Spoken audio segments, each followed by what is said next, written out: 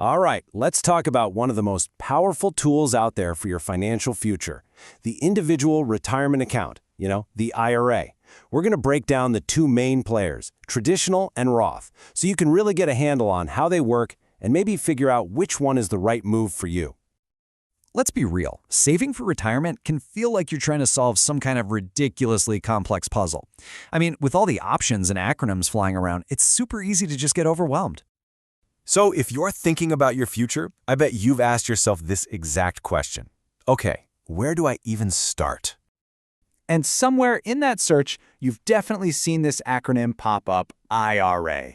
It's a total cornerstone of retirement planning, but the differences between the types can get a little fuzzy. And that is exactly what we're going to clear up right now. When you get right down to it, the choice between a traditional and a Roth IRA really boils down to this one single crucial question. When do you want to pay your taxes? Seriously, your answer to that is the key to figuring out which one fits your financial life. So let's put them side by side, a little head-to-head showdown. In one corner, you've got the classic, the traditional IRA, and in the other, the relative newcomer, the Roth IRA. They both help you save for retirement, but, and this is the important part, they do it in completely different ways. Okay, so here's the absolute core difference. With a traditional IRA, you're putting in pre-tax money. That means you might get a nice tax deduction today, but you're going to pay income tax when you take that money out in retirement.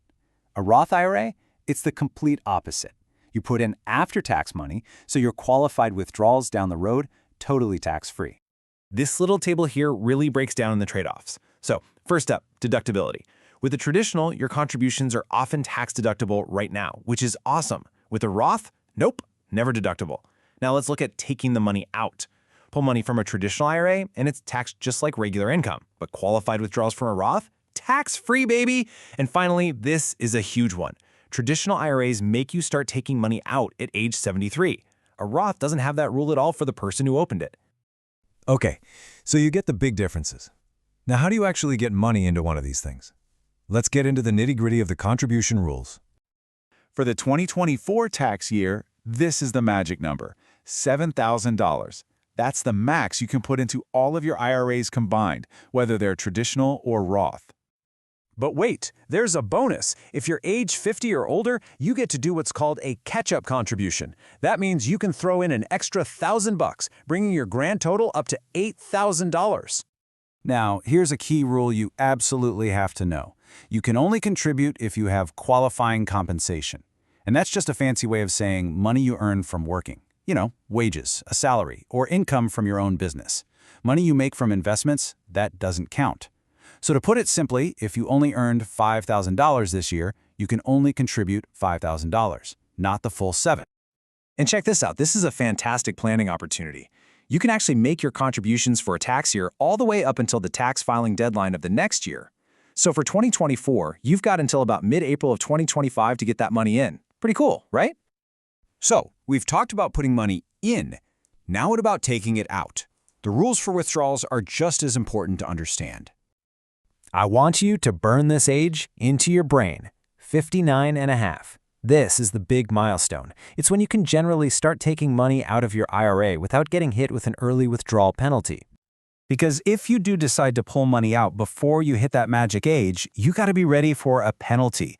In most situations, you're going to face a 10% penalty on whatever you take out, and that's on top of any normal income tax you might owe on it. Ouch. But hey, life happens and the rules get that. So there are actually several really important situations where you can get to your money early without having to pay that nasty 10% penalty. Let's just run through a couple of the big ones. You can take out up to $10,000 penalty-free for a first-time home purchase.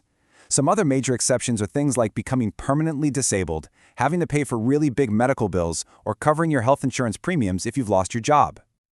So, after going through all of that, we are right back to the big picture.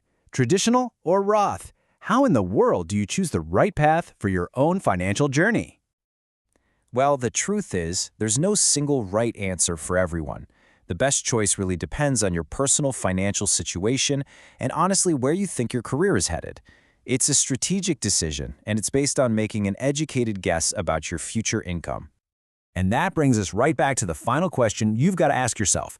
Do you think you'll be in a higher tax bracket now or later on in retirement? See, if you think you're earning more now, a traditional IRA with that immediate tax break could be a fantastic fit. But if you expect your income and your tax bracket to climb in the future, paying those taxes now with a Roth IRA to lock in tax-free income later, well, that could be the smarter move. The choice is yours.